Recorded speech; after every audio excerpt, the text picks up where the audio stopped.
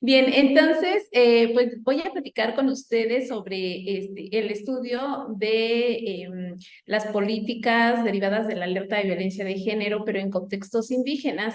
Y voy a empezar platicándoles sobre, pues, el problema público de alerta de violencia de género y a partir de dónde me posiciono teóricamente, políticamente también para hacer este estudio. Entonces, quisiera empezar preguntándoles a ustedes si ya han escuchado acerca de este mecanismo de alerta de violencia de género. Es un mecanismo legal, pues, que se configura a partir de la Ley General de Acceso a las Mujeres a una Vida Libre de Violencia.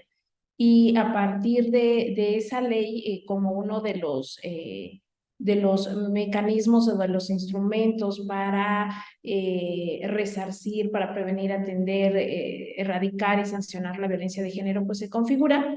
Y, y pues este mecanismo se supone que da la apertura para configurar políticas públicas, ¿no? Acciones específicas para la atención de la violencia de género. Y en este caso, pues es de manera muy específica un mecanismo orientado a resarcir el problema de la violencia feminicida. Entonces, quisiera empezar un poquito por ahí, si ya han escuchado del mecanismo de alerta de violencia de género. Por acá veo en el chat que sí, que Estefanía Hernández ya ha escuchado al respecto. Entonces, bueno, para empezarles a compartir sobre esta investigación, quiero que entremos en materia un poco en este mecanismo de alerta de violencia de género. Se ha configurado como un mecanismo específico orientado para atender la violencia feminicida.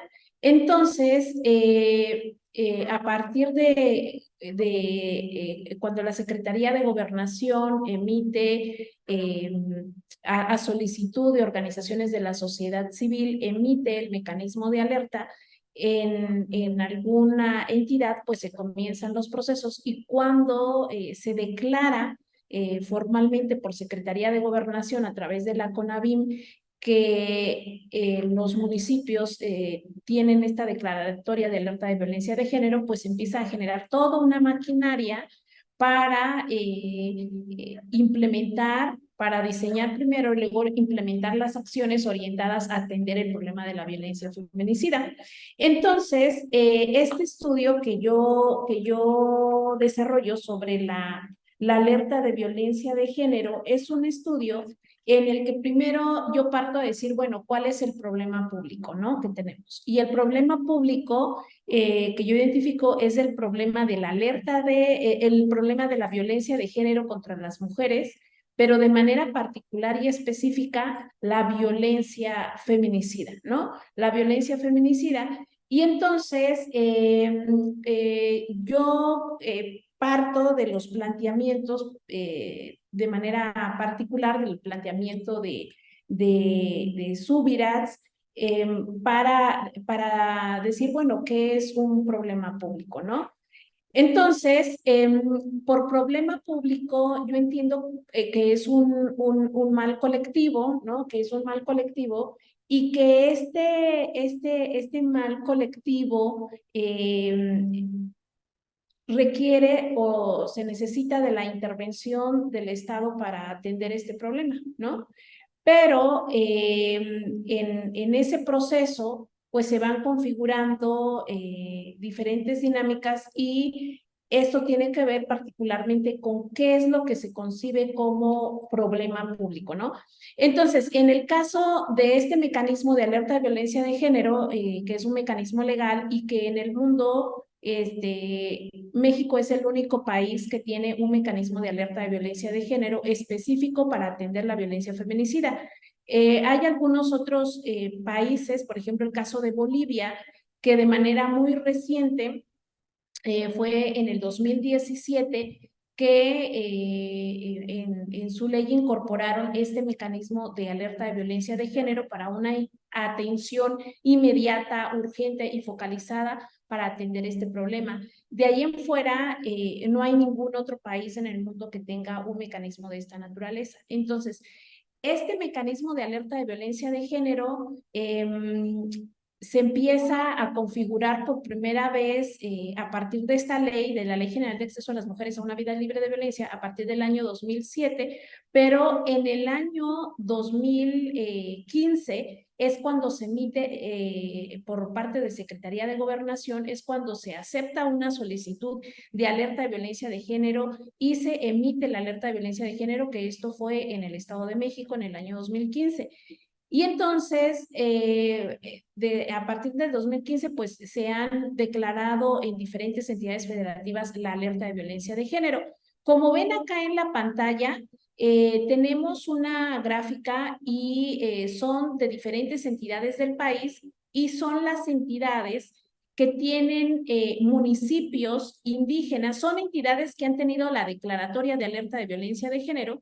Y en estas entidades hay un elemento singular y es que la alerta se ha declarado en municipios indígenas de todas estas entidades donde se hace mención o alusión en la solicitud de alerta de violencia de género a la población, a la población indígena o se hace alusión a las mujeres indígenas. Entonces, del 2015 a la fecha, no, hasta el 2021, que fue cuando yo hice un corte, yo decía, bueno, voy a ver de estas entidades, cómo están considerando el problema de la violencia de género contra las mujeres y qué sucede con las mujeres indígenas. Entonces, de estas entidades, fui revisando que en el caso de Oaxaca, que es de las entidades que yo elegí para estudiar, el caso de Oaxaca y el caso de Campeche, tienen ciertos elementos que hacen a estas entidades especiales o particulares, singulares en este proceso de alerta de violencia de género.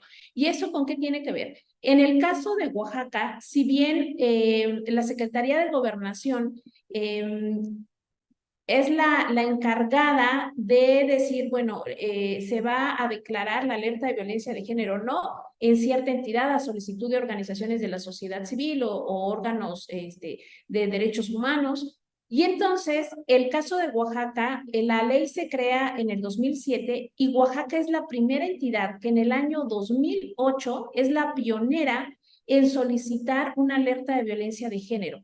Y fue una alerta de violencia de género específica para la población indígena triqui de Oaxaca. Entonces, fue en el año 2008, pero como era muy reciente la creación de la ley, ¿qué fue lo que sucedió? No había claridades sobre cómo se iba a implementar, cómo se iba a operar ese mecanismo de alerta de violencia de género. Había muchas ambigüedades al respecto y entonces no se otorgó, no se aceptó la solicitud, fue rechazada y no se emitió la alerta en ese tiempo en Oaxaca. Y en el caso de Campeche es una entidad muy singular porque como les comento, desde el 2015 hasta la fecha se han emitido alertas de violencia de género y este mecanismo de alerta de violencia de género es un mecanismo, es una acción afirmativa y es un mecanismo temporal y contextual para atender de manera urgente un problema tan grave como es el feminicidio, ¿no? Que es, es la expresión o la manifestación más fuerte de violencia contra las mujeres, ¿no? El atentar contra su vida por una condición vinculada con un sistema en el cual la condición biológica, ¿no? Y en los elementos socioculturales que están alrededor, pues determinan ciertas dinámicas de violencia, de discriminación y también de la legitimación de la violencia por parte de un sistema sociocultural que está instaurado en diversas instituciones como la familia, como la iglesia, incluso en el mismo Estado, ¿no? Que se producen y reproducen prácticas de violencia, de exclusión, etcétera, de desigualdad. Entonces, ¿qué es lo que tenemos acá? Tenemos que en el caso de Campeche es la única entidad que en el año 2021, CONAVIN hizo un levantamiento parcial de la alerta en Campeche. De todas las entidades que han tenido alerta declaratoria de violencia de género desde el 2015 a la fecha, ninguno han tenido un levantamiento de la alerta y Campeche tuvo un levantamiento parcial en 2021. Entonces, de todas estas entidades que aparecen acá, estas entidades tienen municipios indígenas, pero no son las únicas a las que se les ha declarado la alerta. En el país a 27 entidades se les ha declarado la alerta y de esas 27 entidades, un dato muy importante que tengo acá anotado, dije para que no se me olvide, es que de estas 20, imagínense, la CONAVIN y Secretaría de Gobernación, a partir de la CONAVIN hacen la declaratoria de alerta de violencia de género en 27 entidades desde 2015 a la fecha. De esas 27 entidades, 57.14% son declaratorias a municipios con población indígena. ¿Y saben qué es lo más curioso? Que ese elemento contextual, particular, singular de la violencia de género en municipios indígenas no se considera en todo el proceso de la política pública. Entonces, de esas 57.14 entidades que tienen municipios con población indígena, destaca el caso de Oaxaca y el caso de Campeche por los dos elementos que les digo. Oaxaca, pionero en solicitar una alerta desde el 2008, y Campeche es el primero con un levantamiento parcial de la alerta en el año 2021. Entonces, en el caso de Campeche, se declaró la alerta, como lo pueden ver ahí, en 8 municipios, o sea, en 8 municipios de Campeche, y eso corresponde al 61.5% total de los municipios, ¿no? Y en el caso de Oaxaca, tenemos que se declaró la alerta en 40 municipios, ¿no? En 40 municipios, y de esos municipios, el 7% son de sistemas normativos indígenas, ¿no? Y entonces ese elemento nos da un poquito cuenta de la complejidad del asunto cuando hablamos de las acciones gubernamentales que se empiezan a gestar para atender un problema de esta naturaleza como es la violencia de género contra las mujeres. Entonces, vemos acá que hay, por un lado, la complejidad para comprender el tema de la violencia de género contra las mujeres, y por el otro lado, la complejidad para operar un mecanismo específico para atender la violencia de género y particularmente la violencia feminicida contra las mujeres, que es el mecanismo de alerta de violencia de género. Entonces, primero yo les comentaba que el problema público yo lo estoy pensando a partir de los planteamientos de Subirats y de Person como una situación colectiva indeseable, ¿no? Que requiere una solución por medio de la intervención del Estado, ¿no? Y en el caso de la violencia de género, ha sido muy reciente su incorporación a la agenda pública, ¿no? Estamos hablando de los años 2000, ¿no? Para acá, a partir de la ley se logra un avance muy significativo del año 2007 para acá, que se incorpora el tema de la violencia de género a la agenda pública. O sea, generalmente la violencia de género era considerado como un tema del ámbito privado, ¿no? Del ámbito privado, que no le competía atender al Estado. Entonces, fue a partir de múltiples razones, de múltiples presiones de colectivos de mujeres, del movimiento feminista, de la presión de organismos financieros internacionales, que se pudo traer a la agenda el tema de la violencia de género como un tema que compete al Estado atender. Y en ese proceso para incorporar el tema de la violencia de género a la agenda pública, pues no fue sin tensiones. pues conlleva pues un proceso o conllevó un proceso pues de intensidad política, de conflictos, de cambios, de resistencias, tanto en el orden simbólico como en las condiciones objetivas que configuran el problema de la violencia de género, y que los estados, los gobiernos asuman o tengan que asumir esa responsabilidad para atender un problema público que no afecta únicamente a las mujeres, sino es un problema público que afecta a la sociedad en su conjunto, y es un problema público que afecta también a los derechos humanos, que tiene que ver también con un problema de salud pública. Entonces, yo, por ejemplo, para pensar esta cuestión de la violencia de género, siguiendo los planteamientos del feminismo comunitario indígena, particularmente de Bolivia, yo parto de pensar el problema como un problema multidimensional que no solamente afecta a las mujeres, porque la sociedad, la comunidad, estamos conformadas por mujeres y hombres. Si las mujeres están mal, también los hombres están mal y toda la sociedad está mal, todas las personas que están en la sociedad están mal. Entonces, yo parto un poco de pensarlo así, y entonces ¿qué es lo que vemos? Que la violencia de género se ha ido incorporando a la agenda nacional, se fue incorporando a la agenda nacional, y también es un problema que no solamente se incorporó a la agenda nacional, sino también se incorporó a la agenda internacional, ¿no? A través de estos organismos financieros internacionales, ¿no? A través de los planteamientos que también han generado estos organismos financieros internacionales para que el problema se considere un problema público, porque antes del año 2000, pues se pensaba como un problema del ámbito privado, y como un problema que el Estado pues no asumía la responsabilidad al respecto.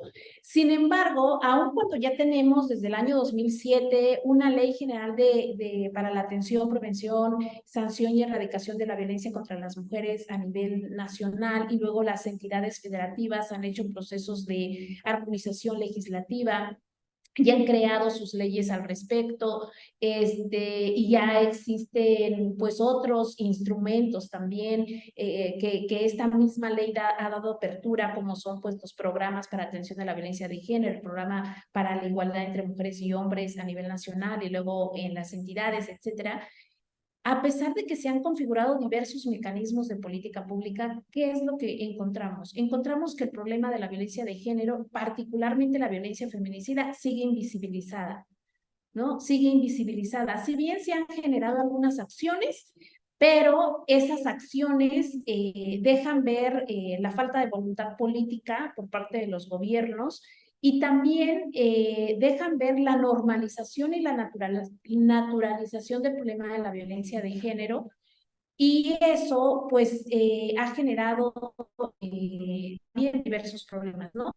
Entonces, en el caso particular de las mujeres indígenas, como les había mencionado hace un momento, de las 27 declaratorias de alerta declaradas en el país, eh, que instan a los gobiernos obligatoriamente a hacer algo para atender este problema de la violencia de género, encontramos que si bien de estas alertas el 57.14% corresponde a municipios indígenas, y el elemento indígena, el elemento singular de cómo viven las mujeres indígenas de forma situada este problema, no es considerado en el proceso decisional de las políticas públicas al respecto.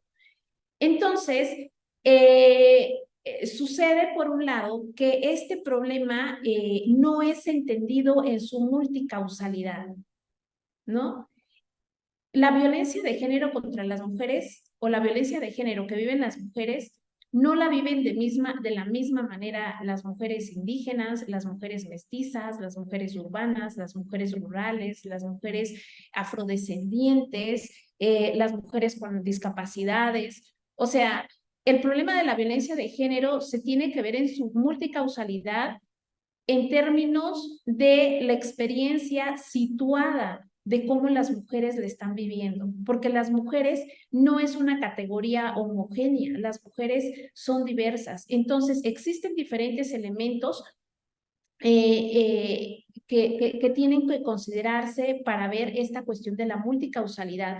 Me estoy refiriendo, por ejemplo, a elementos que tienen que ver con la marginación, con la pobreza, que tienen que ver con pues estas barreras económicas, pero tienen que ver también con las barreras históricas. En el caso de la población indígena, estamos hablando de un proceso de conquista, y el proceso de conquista o colonización pues dejó varios entramados complejos que están vinculados con la discriminación, ¿no?, que existe en el país, la discriminación también institucional, que tiene que ver también con cómo se configuran el sistema de género en los diferentes contextos, los matices que tiene el sistema de género en un contexto indígena, en un contexto rural, en un contexto urbano, en una sociedad mestiza, etcétera. Y entonces también tenemos ciertas barreras legales y también de infraestructura. O sea, por ejemplo, una mujer que está en una zona urbana tal vez puede llegar en media hora a un centro de justicia para pedir atención, o puede llegar a las instituciones que le pueden dar atención psicológica, legal en materia de violencia de género. Y en cambio, una mujer rural, por ejemplo, si vive a 8 horas de la cabecera municipal y no tiene los recursos económicos, y estamos hablando de una zona accidentada por la cuestión geográfica, que no tiene una red de apoyo donde pueda dejar a sus hijos para ir a las instituciones a pedir atención, y que cuando llegue, por ejemplo, no hay un traductor, y que cuando llegue, por ejemplo, no tiene la infraestructura básica para que le puedan dar esa atención. Y por infraestructura básica me refiero hasta que existan sanitarios en los centros de justicia, ¿no? Porque en las entrevistas que hice, una de las cosas que encontraba es que ni siquiera los centros de justicia tienen sanitarios para las mujeres que van a poner una denuncia. Esos sanitarios son exclusivamente para el personal de la institución gubernamental. Imagínense, algo tan básico como eso, ¿no? Entonces, la complejidad de hablar del problema de la violencia de género y violencia feminicida contra las mujeres indígenas expresa, pues también, primero, que es necesario el problema público analizarlo desde su multicausalidad, porque esas barreras económicas, históricas, culturales, legales y de infraestructura agravan la situación de cómo están viviendo de manera sentida desde su experiencia este problema público, ¿no? Y es algo que en el proceso de la política pública debería de considerarse. De hecho, debería de considerarse porque la misma ley general indica las políticas públicas que deriven de este mecanismo legal de alerta de violencia de género deben de ser contextuales, deben de ser situadas, deben de ser focalizadas y tienen que ser urgentes. No se está cumpliendo nada de eso, ¿no? Y entonces, esta situación de desigualdad, pues la viven de esa manera y no se considera en los procesos de política pública. Pero ahora, ¿qué sucede con el mecanismo de alerta de violencia de género? Si bien la Secretaría de Gobernación hace la declaratoria después de un largo proceso de, bueno, ni tan largo, ¿no? Un proceso de diagnóstico para ver si esa entidad, después de que una organización de la sociedad civil solicita la declaratoria de alerta, o un organismo de derechos humanos solicita la declaratoria de alerta, se inicia el proceso, se conforma un grupo multidisciplinario, interinstitucional, que está conformada por académicas y académicos que analizan, que hacen un diagnóstico para ver si en esa entidad, en esos municipios, se tiene que declarar o no la alerta de violencia de género, para instar a los gobiernos a atender este problema público de manera urgente. Entonces, ¿qué es lo que ha sucedido? Que en el gobierno, los gobiernos tanto estatales como municipales ven el mecanismo de alerta de violencia de género como un castigo, ¿no? Como un castigo, como una estrategia política para desprestigiar su gobierno, para desestabilizarlos, lo ven como una amenaza. Entonces, el mecanismo se empieza a politizar también, que ya más adelante les compartiré en qué sentido, y entonces pues por un lado está como esa resistencia del gobierno estatal y municipal de operar el mecanismo de alerta de violencia de género en acciones concretas para atender el problema de la violencia feminicida. Y entonces, pues se ignora, en este proceso se ignora el contexto indígena, se ignora el elemento interseccional que atraviesa la violencia feminicida en contextos indígenas y es una constante que en ese proceso decisional de la política pública, pues se den dinámicas de verticalidad en la toma de decisiones y una desvinculación completa con los municipios. Es decir, no hay un trabajo conjunto de coordinación en el que se incorpore al gobierno estatal, al gobierno municipal y al gobierno federal, pero particularmente al gobierno municipal en procesos de acompañamiento, de toma de decisiones, etcétera, ¿no? Y entonces, este proceso que les comparto del problema de la violencia de género, pues este problema de operar el mecanismo de alerta de violencia de género y luego el problema de la singularidad de la violencia feminicida en comunidades indígenas, son elementos que se deben de considerar en un marco específico y en este marco, por este marco me refiero a que en municipios indígenas, cuando se implementa este mecanismo de alerta de violencia de género, se intersectan diferentes componentes del proceso de la política pública. Por un lado, los arreglos políticos, político-institucionales, ¿no? ¿Cuáles son estos arreglos entre los diferentes niveles de gobierno? Estamos hablando del gobierno federal, del gobierno estatal y del gobierno municipal. Y entonces tenemos que en el caso de las comunidades indígenas, tienen un sistema político particular, estamos hablando de un sistema normativo indígena, que tanto en Campeche como en Oaxaca están legalmente reconocidos en sus constituciones y tienen leyes específicas que dan cuenta del reconocimiento que debe de haber por el Estado de su sistema normativo indígena o sistema normativo interno. Entonces, ¿qué es lo que sucede? Que cuando se implementan las políticas en estos contextos, tenemos que se deben de considerar tres elementos particulares, que yo le llamo la tríada de las políticas públicas. Se debe de considerar el elemento de la politics, de la polity y de la policy. De la policy me estoy refiriendo a específicamente las acciones que derivan del mecanismo de alerta de violencia de género, es decir, las políticas públicas que derivan de este mecanismo. De la polity me estoy refiriendo a la lógica del régimen, del régimen político en el que se va a implementar u operar esta política pública y su marco normativo particular, ¿no? Porque los sistemas normativos indígenas también tienen su marco normativo particular y también tienen una forma de organización sociocultural que vincula lo político, lo legal, lo religioso y lo social y lo cultural, ¿no? Y entonces tenemos otro marco que es el marco de los arreglos político-institucionales, que es la política y los discursos, paradigmas o lógicas que convergen de los diferentes sistemas políticos, ¿no? Los discursos que convergen de un sistema normativo indígena y de un sistema de partidos políticos cuando nos referimos al gobierno federal y al gobierno estatal. Entonces, en ese marco, vemos que la alerta de violencia de género no es un mecanismo universal ni es un mecanismo neutral. La alerta de violencia de género está atravesada por arreglos político-institucionales, está atravesada por discursos o lógicas legitimantes de los diferentes regímenes políticos en el que se intersecta este mecanismo de alerta de violencia de género y está conformado también por un marco normativo que indica los procesos de cómo se debe de configurar las acciones de esta naturaleza. Adelante, Maca. Perdón, Ali, que si es sobre la misma lámina lo que nos estás platicando o se quedó trabada la presentación. A ver, creo que se quedó acá, se quedó acá. Bueno. Gracias. Bye. Ajá.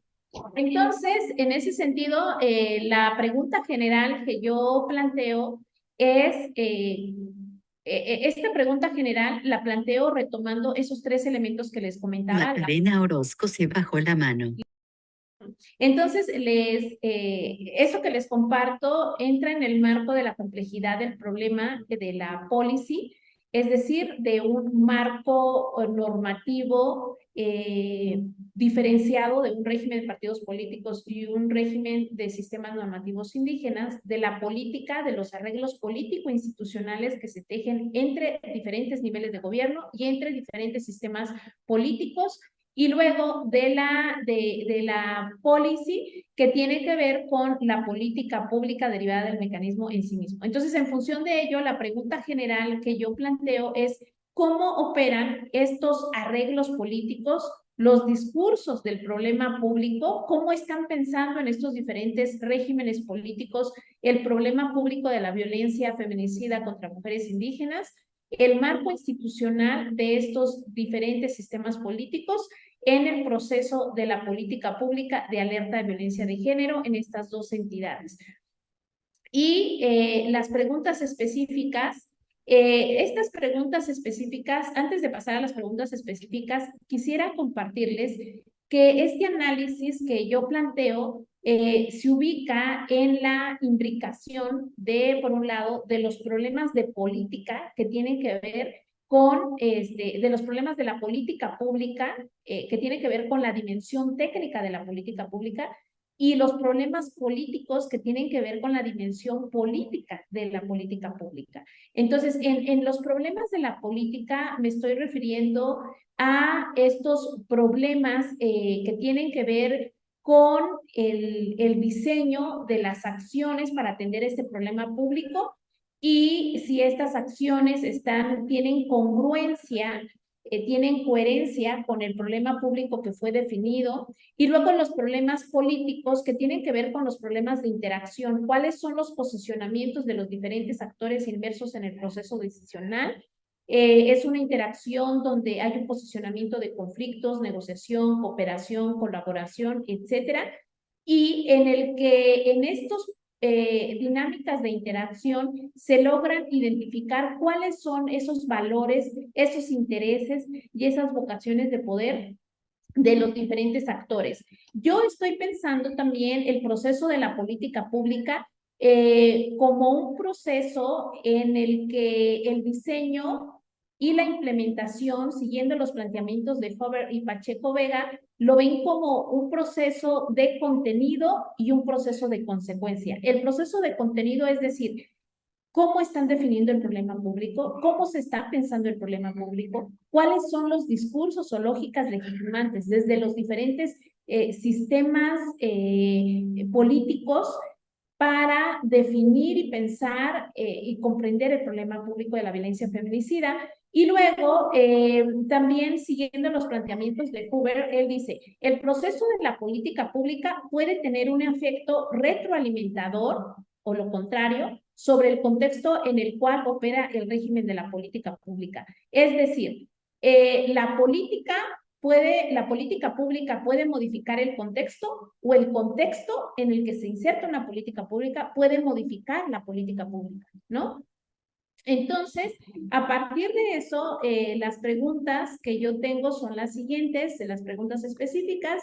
La investigación se orientó, por un lado, a ver cómo se instrumentalizan en los contextos indígenas estas políticas derivadas del mecanismo de alerta de violencia de género.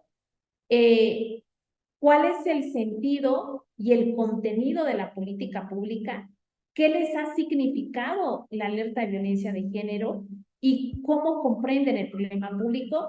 Y por último, ¿cuáles son las relaciones estratégicas y de interacción entre los diferentes actores Y de todos estos elementos, ¿qué influyó? ¿Cuáles elementos influyeron para que en Campeche se levantara parcialmente la alerta de violencia de género? Entonces, yo parto del siguiente argumento hipotético, que la interacción entre los arreglos, discursos legitimantes y el marco institucional de los diferentes regímenes políticos han resultado en incoherencia interna en la política pública, un esquema en el que se universaliza la implementación de un mecanismo de alerta de violencia de género, y es una instrumentalización estandarizada, siguiendo lo que indica la normatividad, que produce procesos homogéneos de atención a la violencia de género y feminicida, y ese tipo de situación genera desigualdades y violencias de género al obviarse la contextualidad. Me basé, voy a pasar acá, en este marco analítico quisiera presentarles un poco cómo estoy repensando este problema. Y en este marco analítico, si ustedes pueden ver, está el gobierno federal. La política pública fue diseñada, o es una política que se diseña primero desde el gobierno federal, desde la ley a nivel federal. Entonces es una política nacional, la de la alerta de violencia de género. Y luego se va aterrizando al gobierno estatal cuando se emite la declaratoria de alerta, y del gobierno estatal se emite al gobierno municipal. Y en el gobierno municipal, en lo que les decía del contexto, si tenemos un contexto de sistemas normativos indígenas, es un elemento singular que debería de tomarse en consideración. Y entonces tenemos que la política, acá tenemos que la política local de alerta de violencia de género está configurada en un marco en el que convergen los paradigmas, es decir, cuáles son las creencias, los discursos desde el Estado sobre el problema de la violencia feminicida, cuáles son los arreglos político-institucionales a los que llegan y cómo se estructura la organización del proceso de hacer operativa esta política pública.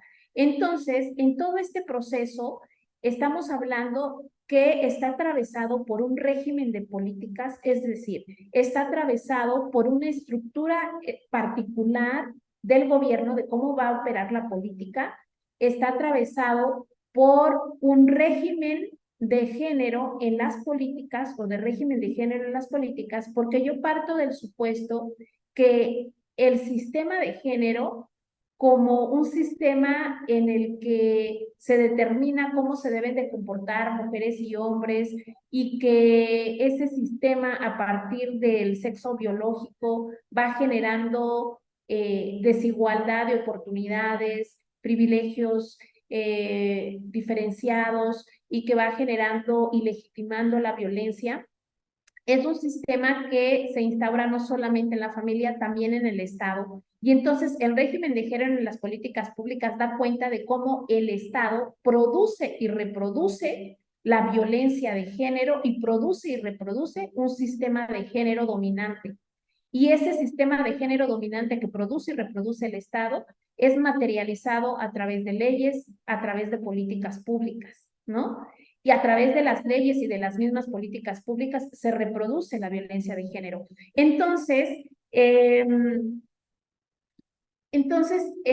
ese proceso, bueno, para darles continuidad en los resultados de la investigación y ya ir cerrando, yo me apoyé de una metodología cualitativa, de un método etnográfico y la propuesta teórica del conocimiento situado. Es decir, yo parto que yo estoy haciendo una revisión de un problema complejo, pero estoy dando una perspectiva de cierta parte de esta gran realidad que conforma la alerta de violencia de género en comunidades indígenas, ¿no? Entonces, es una mirada situada también desde mi reivindicación como mujer indígena, desde mi reivindicación como oaxaqueña, y desde mi reivindicación de cómo he vivido este problema público de la violencia de género, ¿no?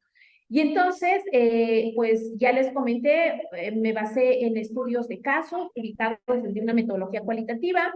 Y entonces yo, por un lado, analicé el proceso de contenido de la política pública y luego el proceso de consecuencia de la política pública. Para el proceso de contenido de la política pública, yo me basé en la teoría fundamentada, y para el proceso de la implementación de las consecuencias de la política pública, yo me basé en el desarrollo de ciertas técnicas como fueron entrevistas. Realicé 27 entrevistas individuales y colectivas en ambas entidades.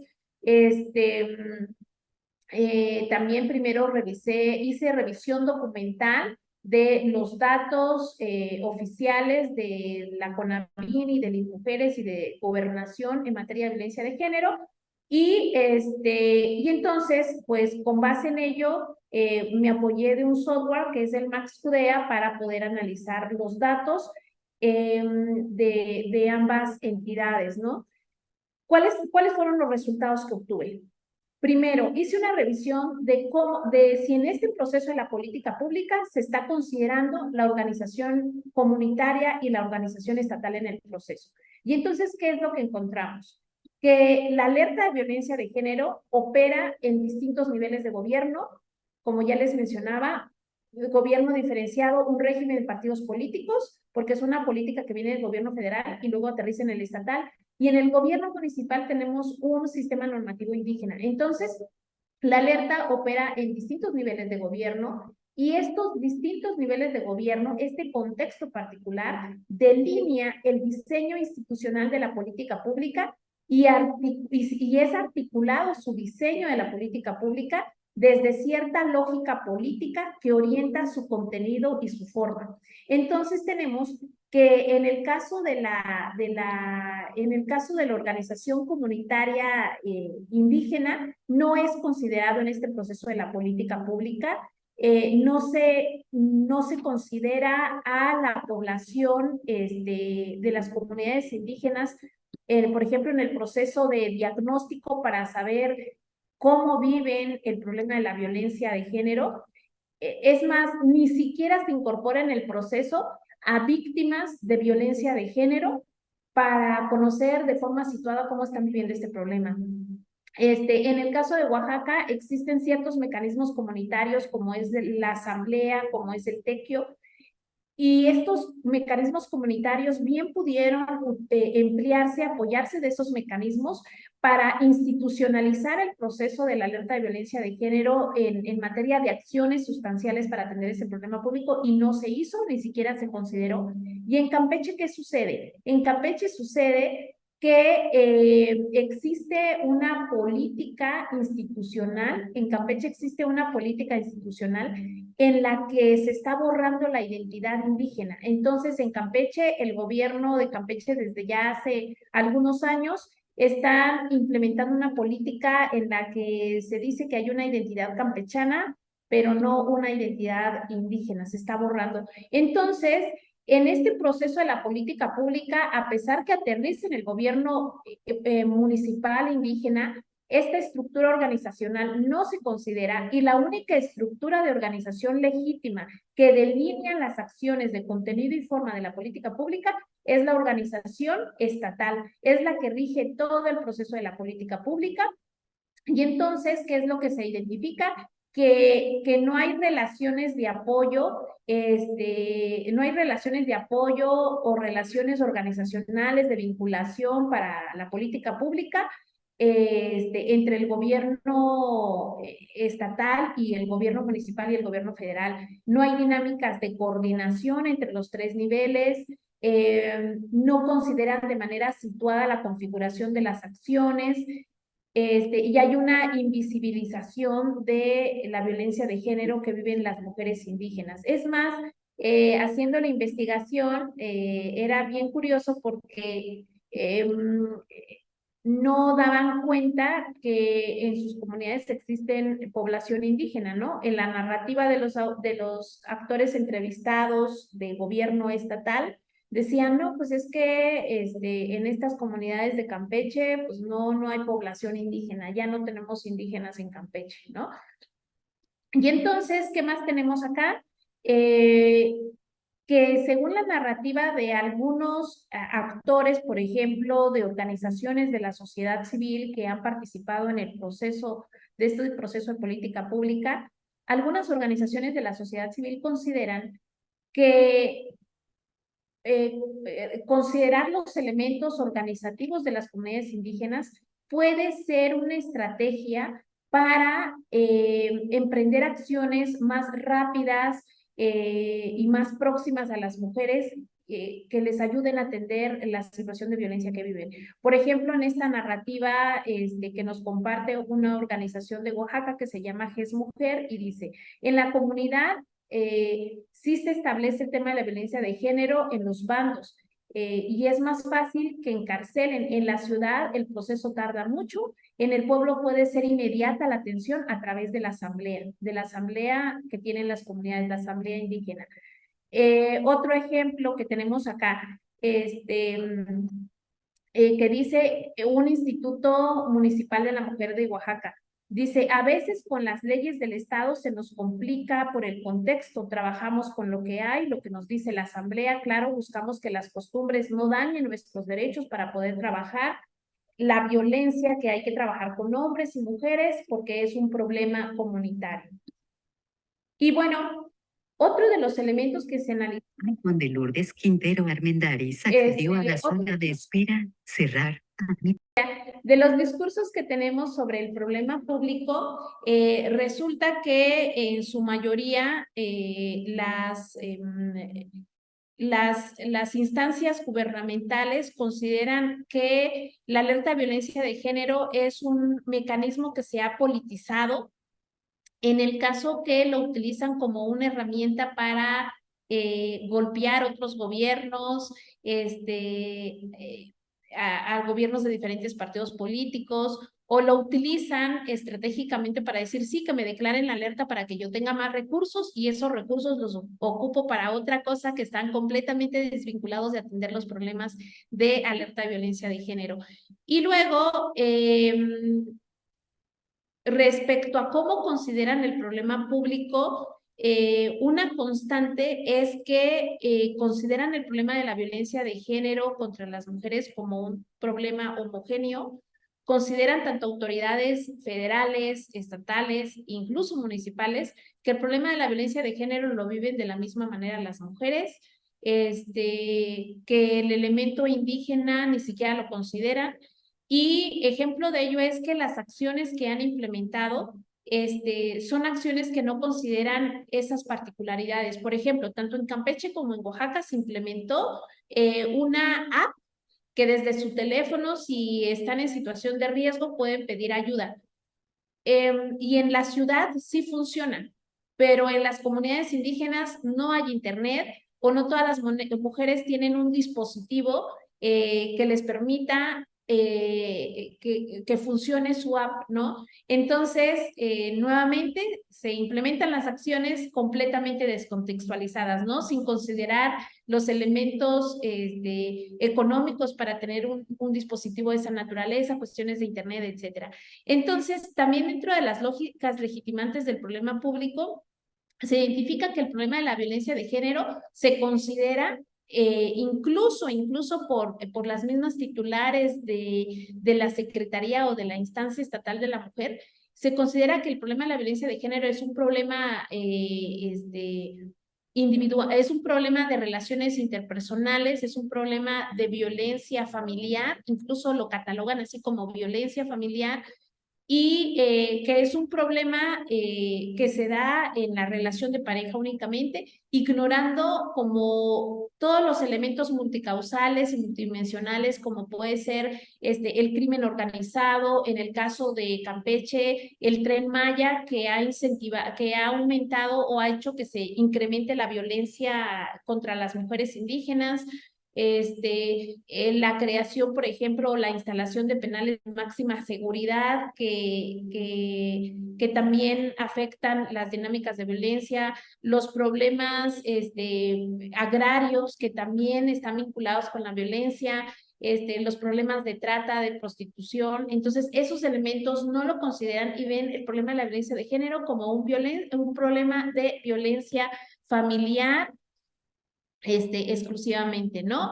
Y luego, dentro de las creencias que tienen las autoridades municipales y estatales y federales y también titulares de instancias municipales de la mujer, las creencias respecto al problema público están basadas, son creencias que están basadas en principios del sistema patriarcal. Por ejemplo, esta titular de la instancia dice, pienso que a veces como mujeres la forma de vestir, más aquí, yo lo digo porque a veces veo, creo que yo crecí así, creo que veo a muchas muchachas muy exhibidas. Y claro que el varón debe respetar, pero lamentablemente no todos piensan así. Yo pienso que no deberían de vestirse así de exagerado. Cada quien se viste como lo considera. O sea, de pronto dicen, sí, su discurso es, sí, estoy muy de acuerdo en que se tiene que atender la violencia de género, pero en su discurso dan cuenta que hay principios, creencias del sistema patriarcal que están inmersos en cómo conciben el problema. Entonces, imagínense una persona del gobierno municipal que diga, es que si sufren violencia las mujeres es por su forma de vestir, entonces, ¿qué tipo de política pública se va a configurar para atender un problema de este tipo, ¿no? Y entonces tenemos que hay un reconocimiento o invisibilización de la violencia de género y feminicida que viven las mujeres indígenas. En el caso de Campeche, por ejemplo, algunas integrantes de organizaciones indicaban que con la entrada del proyecto del Tren Maya, que ha significado violencias hacia los cuerpos de las niñas indígenas, porque las personas que llegaron a trabajar en Campeche para la instalación del Tren Maya, digamos que entraron en esta dinámica o fueron personas que comentaban integrantes de la organización de la sociedad civil que compraban a niñas, ¿no? O que se daban estas dinámicas de prostitución, ¿no? Y entonces el Tren Maya pues entró en varias comunidades indígenas y entonces pues se incrementaron dinámicas de violencia y de trata de niñas, particularmente niñas indígenas. Y entonces, como dice acá el testimonio, ¿no? Niñas de 12 años que están siendo vendidas o empleadas a empleados o trabajadores del Tren Maya, ¿no? Y también otro testimonio dice, no se consideró la situación de violencia que ven las mujeres indígenas y dice ella, ¿no? Las mujeres indígenas, las mujeres vivimos de la misma manera la violencia por ser mujeres. O sea, esto de pronto da cuenta de cómo se percibe el problema como si todas las mujeres viviéramos o como si las mujeres viviéramos todas de la misma manera la violencia cuando no es así. Y bueno, en el contexto indígena, la gran mayoría de las medidas que se implementaron fueron medidas en materia de prevención, como pueden ver acá, el dato indica de la narrativa, indica que en su mayoría realizaron actividades preventivas cuando el problema, esta política pública es para dar una atención urgente y pues las medidas preventivas no cumplen con ello, ¿no? Lo deseable es que las medidas se orientaran hacia reparación del daño, procuración de justicia, medidas legislativas. Y luego, en esas medidas que se implementaron, pues fueron medidas que no consideraron la interseccionalidad del problema público, de manera particular cómo se vive el problema público. El ejemplo que les ponía hace un momento, pusieron una app que es para pedir auxilio inmediato a través del teléfono, pero en las comunidades indígenas no funciona, ¿no? No funciona porque no hay ni la infraestructura, ni los recursos, etcétera. O por ejemplo, ellos decían, bueno, son medidas para la población indígena, y la gran medida que hicieron fue un texto en materia de prevención de la violencia, traducirlo a una o dos lenguas indígenas originarias y ya. Entonces, las acciones en su mayoría fueron acciones que no consideraron ese elemento particular del contexto en el que se operó la política pública, aun cuando se trata que en el caso de Campeche, el 88% de los municipios con alerta son indígenas y en el caso de Oaxaca tenemos un 7%, ¿no? que en el caso de Oaxaca es comprensible porque fueron menos municipios indígenas, pero en el caso de Campeche fueron la gran mayoría. Y en el caso de la ruta crítica de la política pública, lo que se... Macarena Orozco, tú todos. 5 minutos, Ali, por favor. Y entonces, acá, ¿qué es lo que tenemos? Que en la ruta crítica de la política pública, pues hubo un total proceso de descoordinación entre los diferentes niveles de gobierno, no hubo relaciones de apoyo, de colaboración, los acuerdos fueron inconexos, es más, o sea, algunos municipios, autoridades municipales ni siquiera sabían que tenían declarada la alerta de violencia de género. Y respecto a los arreglos político-institucionales, una de las cosas que se encontró es una total oposición de los gobiernos estatal, principalmente municipal, estatal y municipal. Como pueden ver acá, la resistencia fue mayormente en el caso de Oaxaca, en el gobierno municipal a implementar acciones en la materia, ¿no? Y también tenemos acá que participaron organizaciones de la sociedad civil. Y bueno, ya para terminar, ¿cuáles son los resultados de la política pública? En el caso de Oaxaca, en términos de cumplir con el objetivo de la política pública de disminuir los delitos de feminicidio, no han disminuido. Al contrario, ha habido un incremento.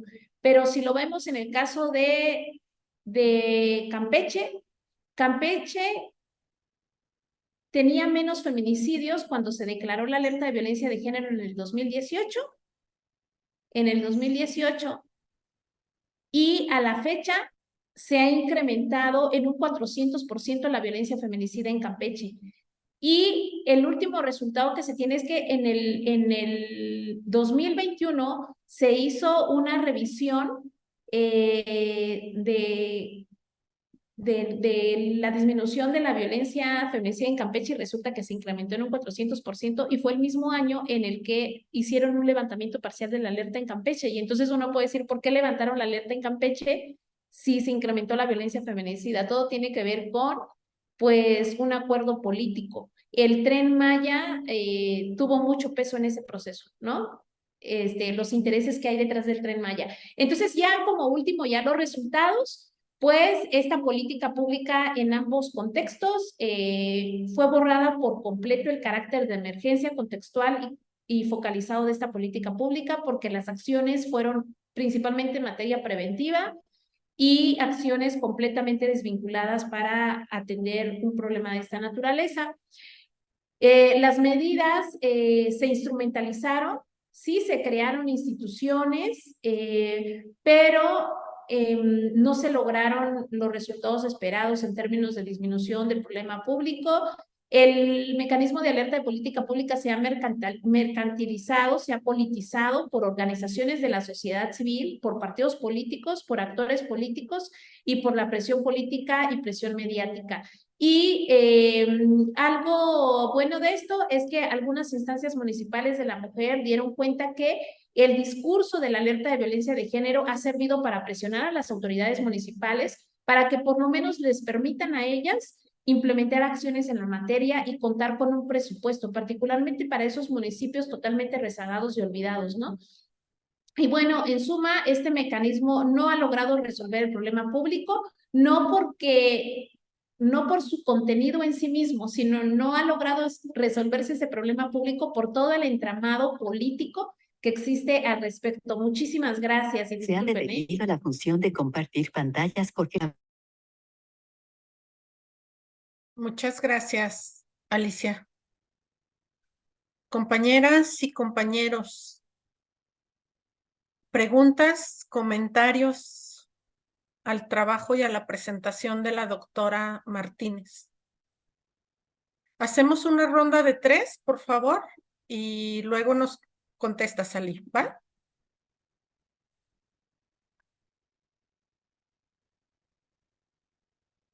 Si no se animan, yo sí tengo como 100. Adelante, Gabriela. Y luego Luz. Sí, un poco bueno, muchísimas gracias por la presentación, doctora Alicia. muy interesante y un trabajo muy profundo, porque luego justamente con el tema de los usos y costumbres, o sea, o el respeto de los usos y costumbres, y con esta lógica, muchas veces se pasa por alto desde las instituciones públicas que están relacionadas justo a los trabajos con pueblos originarios, se parecería que quedan por encima de lo que está por debajo, que son también unas violencias sistémicas que viven las mujeres indígenas en estos pueblos originarios. A mí personalmente me tocó ver en Chiapas algunas situaciones que uno no imaginaría en lo urbano, en las grandes ciudades, ¿no? Entonces, mi pregunta muy en lo particular y hablando como justo lo que menciona de las mujeres situadas en sus realidades y en sus distintos contextos, en ese avance, ¿cómo ve también en los pueblos originarios el avance, ¿no? O sea, me refiero, o sea, las políticas federales, pues en teoría deben de cubrir todo el territorio nacional. De ahí seguramente cada estado irá avanzando según cómo se conformen. Y luego en cada municipio lo mismo, pero considerando estos territorios o estas autonomías o estas gobernaturas según la forma de organización política que tengan los pueblos originarios, ¿cómo lo ve, además de estos dos regiones en particular que ha estudiado, otros contextos a nivel nacional? No sé, los pueblos en el norte del país o en el centro, como la zona wixárika, o en el lado de Baja California, en sí, Chihuahua, Durango. Si hay avances, o sea, si los pueblos originarios están dispuestos a romper esos usos y costumbres que están socavando, digamos, las libertades de las mujeres o violentándolas, ¿no? No voy a hacer mención porque seguro usted lo sabe, pero pues, desde hasta venta de niñas, bueno, ¿no? Esa era mi pregunta un poco, ¿no? Gracias, Gabriela. Adelante, Luz, y luego Irma, por favor. Muchas gracias. Bueno, también mi felicitación a la doctora Alicia por esta espléndida presentación. Y bueno, mi pregunta es en el sentido del papel de la academia o cuál ha sido la reacción de la academia y de las colectivas feministas ante, digamos, cómo se han instrumentado las políticas públicas en estas entidades y cómo el mecanismo de alerta de violencia de género, pues no ha incidido en una disminución de los feminicidios. Decía usted hace algunos momentos que tiene también que ver con esta percepción, ¿no? Desde los distintos órdenes de gobierno. Y bueno, ante este incremento de los feminicidios, aún con el mecanismo, ¿cuál ha sido la reacción de estas colectivas feministas? Digamos, han salido a las calles, pero también cuál ha sido el papel de la academia, ¿no? Sobre todo porque generalmente en las universidades públicas de los estados y también privados hay, digamos, trabajo que se hace en términos, trabajos de investigación, en términos de la situación de las mujeres. Muchas gracias, doctora. Gracias, Luz. Irma, por favor. Sí, bueno, primero muchas gracias por la presentación. Excelente desde todos los puntos de vista, ¿verdad? Muy rica y también una metodología de investigación que ayuda mucho también en nuestro aprendizaje.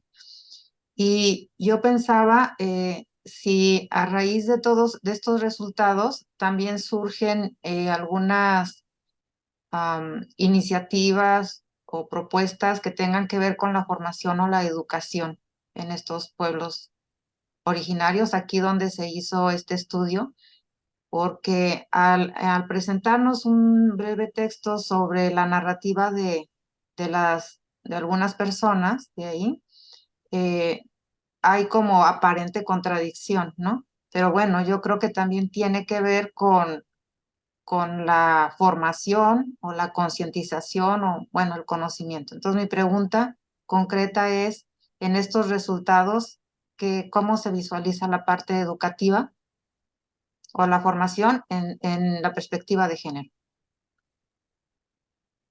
Gracias. Adelante, Ali, por favor. Ok. Bueno, muchas gracias por sus preguntas. Respecto a la primera, que cómo se vive esta situación de la violencia de género en otros contextos indígenas, me parece que, o sea, las comunidades indígenas son diversas, ¿no? Y una de las cosas que se ha, de pronto cuando en el proceso de la política pública las autoridades dicen, bueno, vamos a considerar a la población indígena, erróneamente se piensa que porque son indígenas, todos los indígenas y todas las comunidades indígenas son iguales. Entonces, las comunidades indígenas son heterogéneas, ¿no? Son heterogéneas. Incluso en el mismo Oaxaca, que tenemos 417 municipios regidos por sistemas normativos indígenas, son diversos, ¿no? Son diversos. Entonces, yo creo que acá el punto es que independientemente si se trata de comunidades indígenas, afrodescendientes, etcétera, que una política pública es importante que sea contextual, ¿no? Porque si supongamos, estuviéramos hablando de una población, no indígena, una población urbana, pero es una población urbana, con cierta singularidad, por ejemplo, que estamos hablando que tienen capacidades diferentes o que es una población de cierta edad en particular, o entonces acá el punto es que la política pública tiene que ser contextual. La contextualidad se debe de considerar y la contextualidad, si se considera, ayuda a que exista coherencia interna en las intervenciones gubernamentales. Ese es un elemento fundamental. Y entonces, siguiendo con la pregunta que hacía la compañera, también de qué ha hecho la academia al respecto, ¿no? Y entonces tenemos que la academia, de hecho, por la academia, es que se configuró esta Ley General de Acceso a las Mujeres a una Vida Libre de Violencia, y por la academia, por el trabajo de Marcela Lagarde, es que se puso sobre la mesa esta definición del feminicidio, ¿no? Que hace poco escuchaba a una compañera, que yo la verdad muy ignorante al respecto, yo no sabía que, por ejemplo, en Estados Unidos no tienen esta definición del feminicidio, ¿no? Y entonces, desde la academia ha permitido nombrar aquello que está completamente invisibilizado, ¿no? Entonces, nombrar el feminicidio es nombrar y dar cuenta también de la impunidad estatal. Y la academia ha ayudado mucho a eso, a visibilizarlo, ¿no?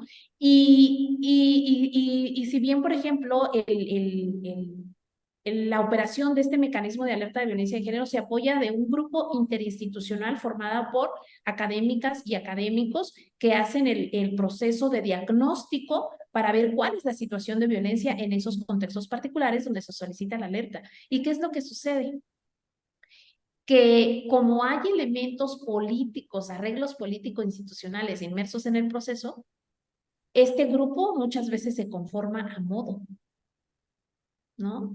Se conforma a modo, entonces, pues las y los académicos que hacen el estudio a veces no tienen la expertise al respecto, ¿no? O sí tienen la expertise porque son expertos en violencia de género, pero no tienen esta otra experiencia vinculada con la interseccionalidad y vinculada con la interculturalidad, ¿no? Entonces, ese elemento también es bien importante. Y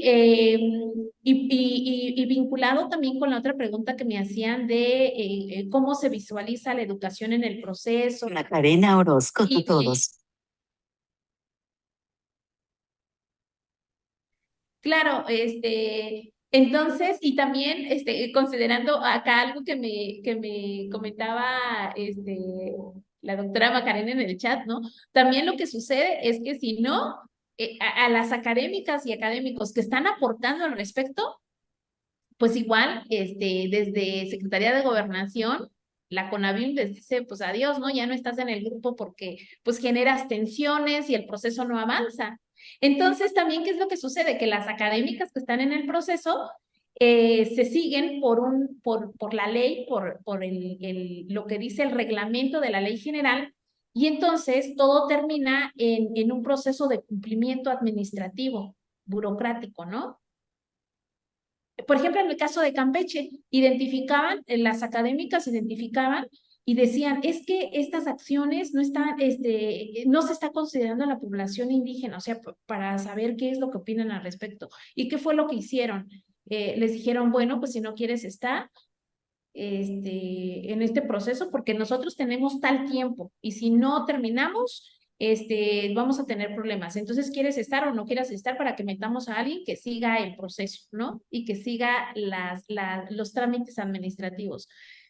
Y también, ya para terminar, la cuestión del sistema de creencias. O sea, yo de lo que parto, de lo fuerte de lo que parto, y ocupo esta perspectiva teórica que es el régimen de género en las políticas públicas. Yo parto que el Estado tiene un papel muy importante porque el Estado produce y reproduce sistemas de género dominante.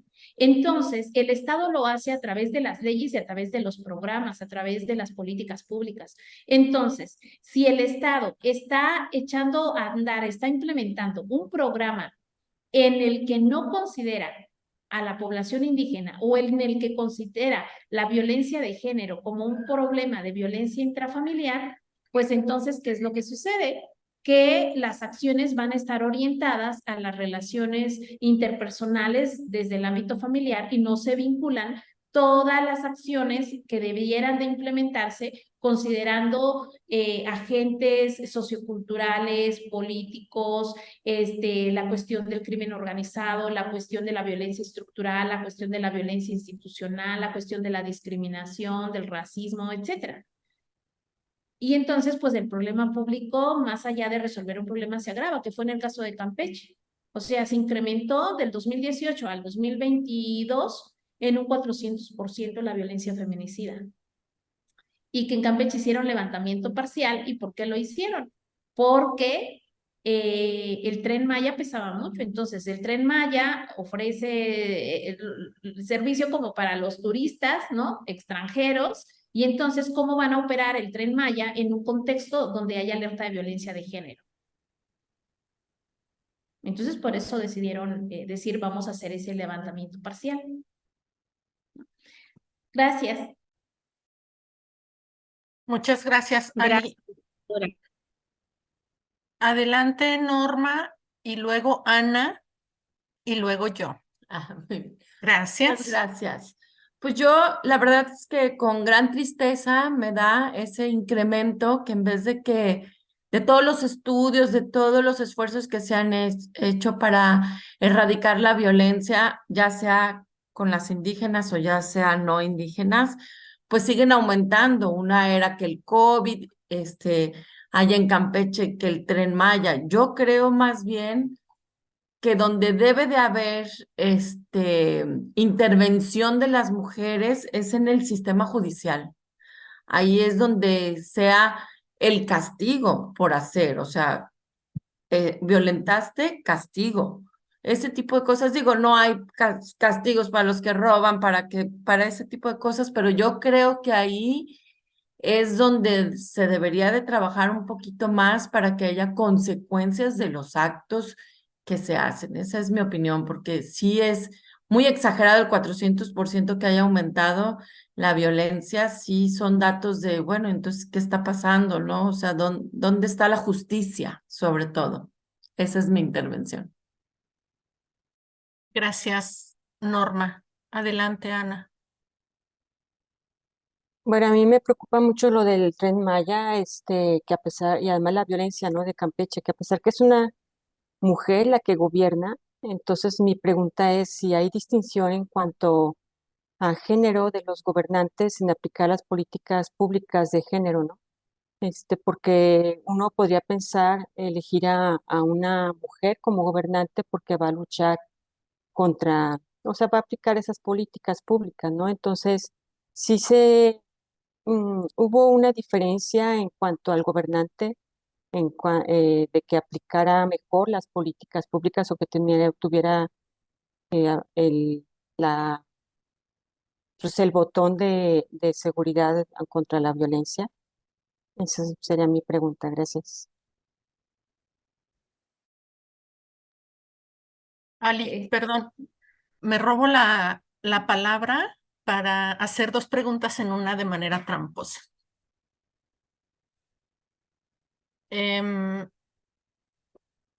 ¿Cuáles podrían ser las principales aportaciones de los sistemas normativos indígenas al diseño y a la implementación de políticas para atender y prevenir la violencia contra las mujeres? ¿Qué nos tienen que enseñar? ¿Cuáles podrían ser las principales aportaciones para retomar y para aprender? Esa nada más es una pregunta. La segunda pregunta de manera tramposa es, desde tu consideración, en el caso de Oaxaca, que me parece que es lo que más traemos, sobre todo tú y yo, ¿qué tan genuino es este movimiento indígena feminista, por así decirlo? ¿O qué tan genuino es este feminismo indígena en el caso de Oaxaca? Muchas gracias de antemano, Ali. Adelante. Bien, pues estas preguntas son muy provocadoras. Bueno, el primer comentario que hace la compañera de los sistemas de impartición de justicia y que ahí se tendría que trabajar mucho, sí, definitivamente se tendría que trabajar mucho, pero ¿saben también qué fue lo que encontré? Que donde ejercen más violencia las autoridades, los servidores públicos, es en las instituciones de impartición y procuración de justicia. Es donde, y encontramos, o bueno, lo que yo encontré fue que ejercen una violencia tan grande que generan un obstáculo a las mujeres para el acceso a la impartición de justicia, en el sentido en el que va una mujer a denunciar, inmediatamente dudan del suceso de violencia o tratan de cambiar el móvil de la denuncia, ¿no? Por ejemplo, en Oaxaca sucedió un caso donde una jovencita fue violada y en la comunidad en la que ella vivía la obligaron a casarse a juntarse con el violador, y ella pide ayuda, le comenta a su familia lo que estaba pasando, finalmente su familia entiende y la saca de ese lugar, pero el esposo ya, o sea, estaban casados y el esposo quería que ella regresara con ella, y entonces pidieron apoyo a una organización de la sociedad civil, y la organización de la sociedad civil pues presentó nuevamente la denuncia y decía que pues la chica había sido violada y pues no podía regresar con su violador. Y entonces para la autoridad, para los servidores públicos del Centro de Justicia, dijeron no, tenemos que cambiar el acta porque o sea, eso no es posible que se haya casado con su violador, entonces vamos a ponerle que él la engañó y que ella con engaño se fue con él y que ahora pues quiere separarse, ¿no? O sea, digamos, a modo las dinámicas que hacen. Entonces, ¿qué es lo que se identificó? Que precisamente en los sistemas de impartición de justicia permea un sistema de creencias, yo le denomino patriarcal, y que está instaurado de tal manera que los servidores públicos naturalizan la violencia, la legitiman, y les cuesta mucho trabajo verlo como un problema público.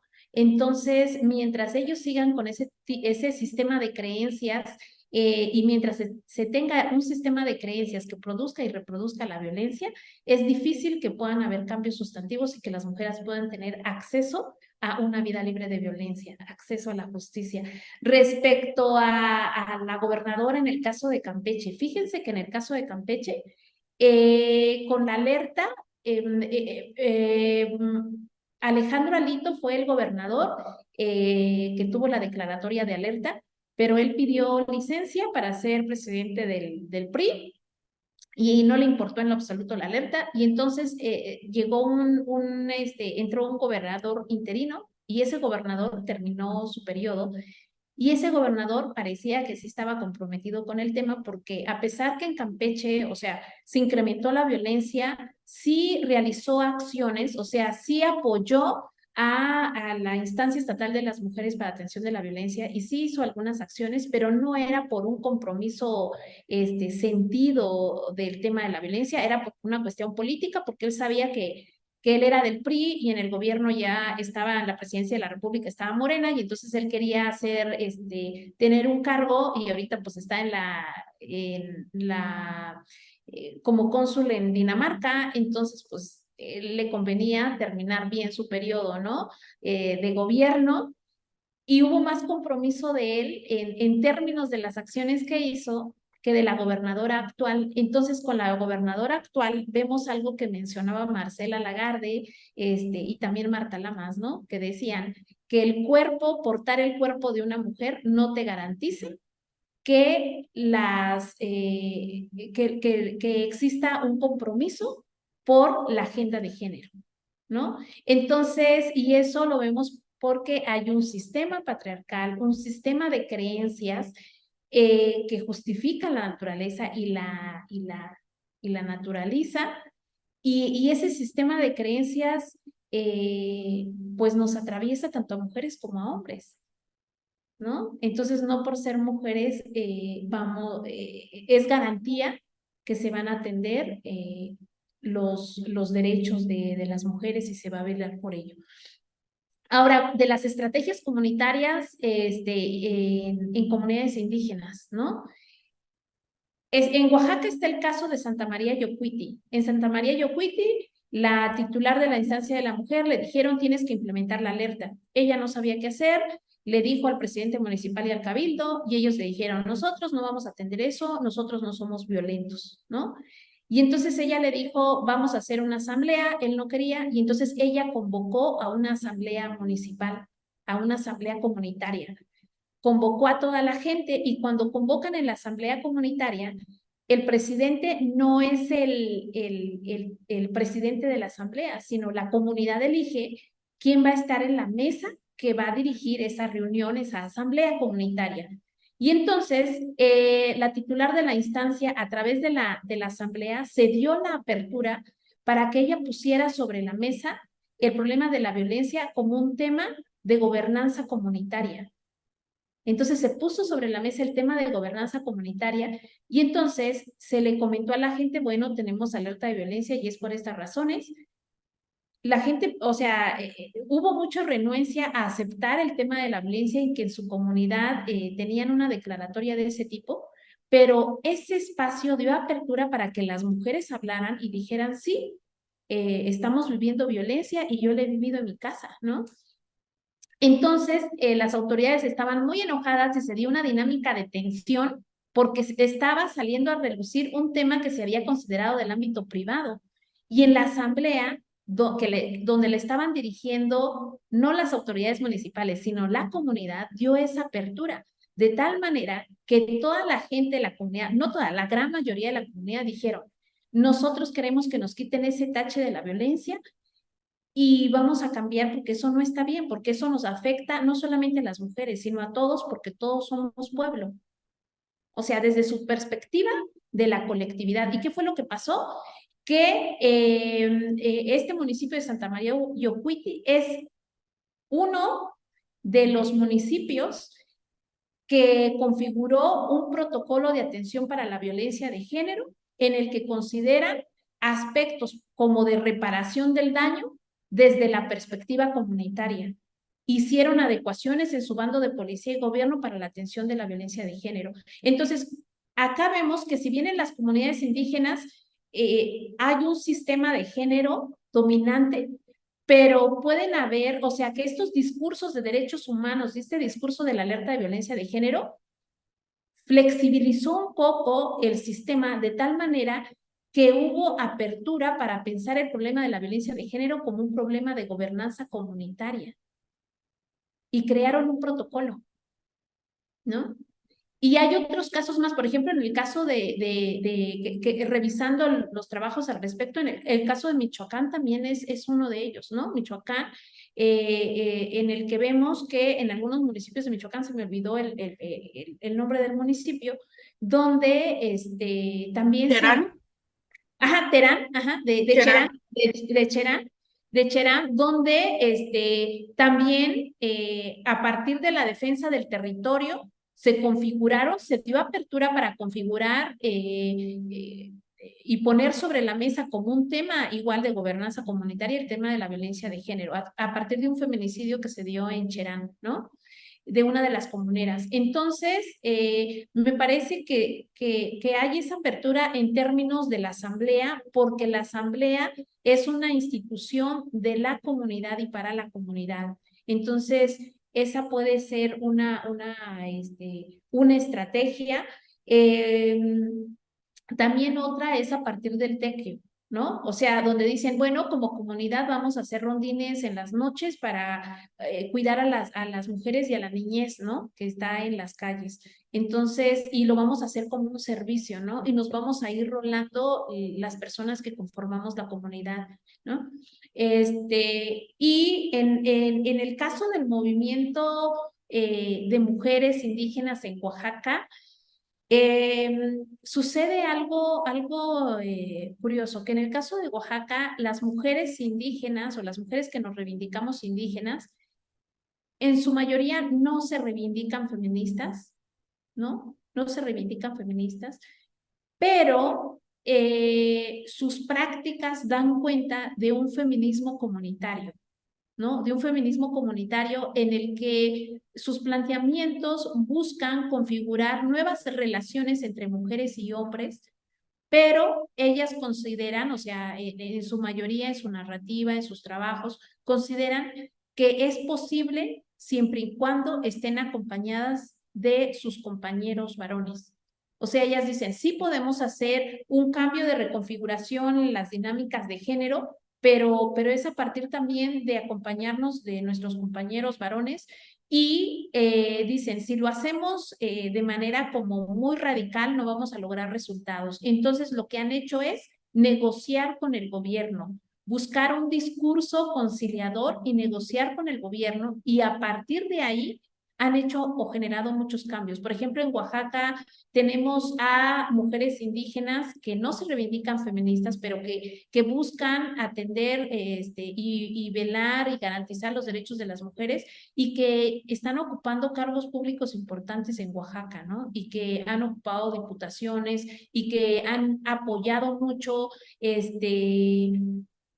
desde presentar iniciativas de ley, desde la parte legal es donde están trabajando bastante, ¿no? Por ejemplo, la propuesta de la despenalización del aborto en Oaxaca fue a partir de colectivos feministas y colectivos de mujeres indígenas, ¿no? Gracias.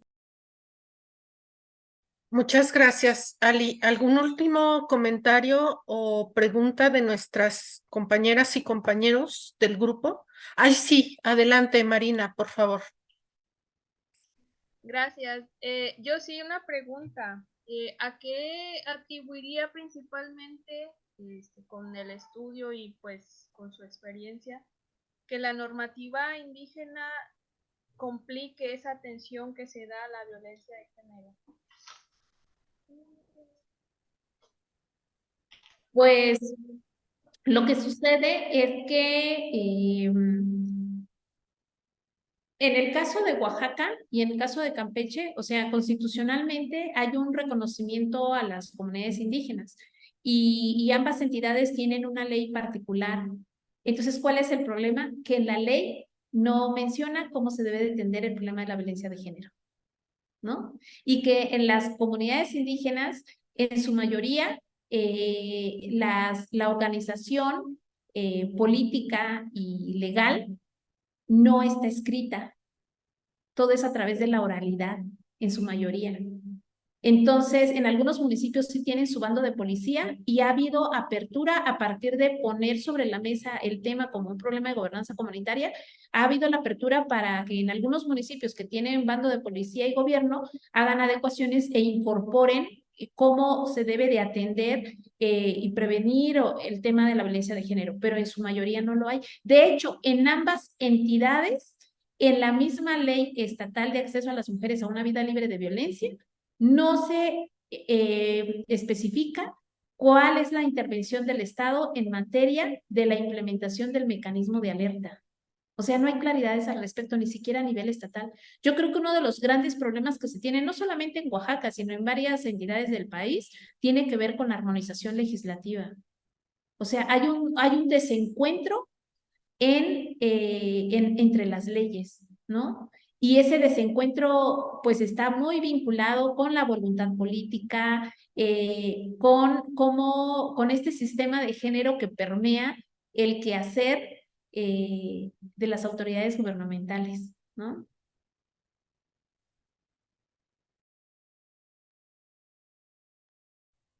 Gracias.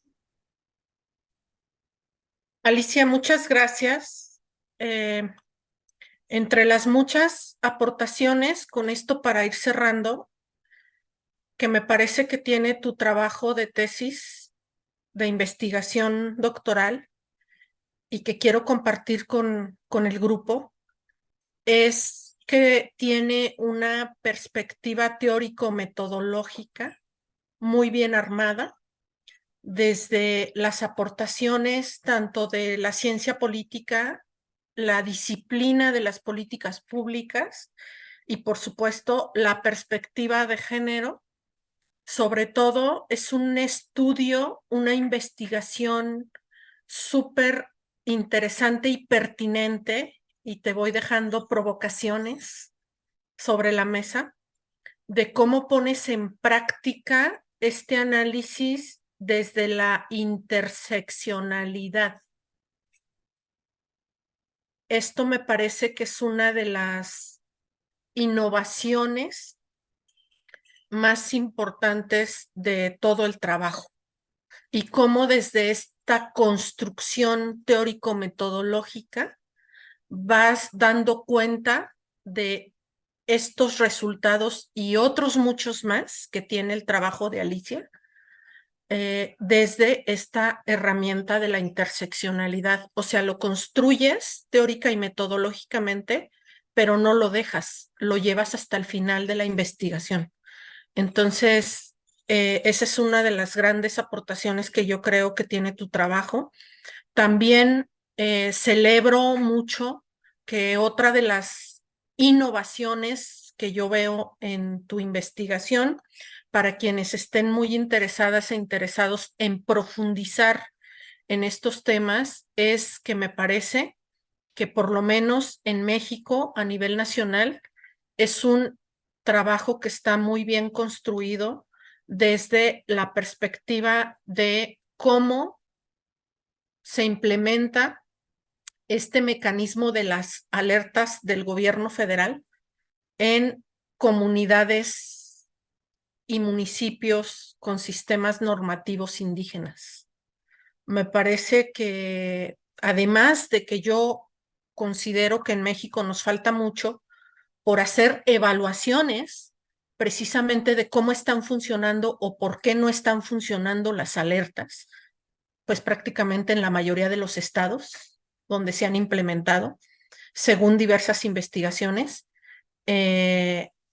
Particularmente falta mucha investigación sobre estos contextos situados que tú le llamas, ¿no? Entonces, esta me parece que es una aportación también muy, muy interesante en el caso de tu proyecto de investigación. Y por ahí,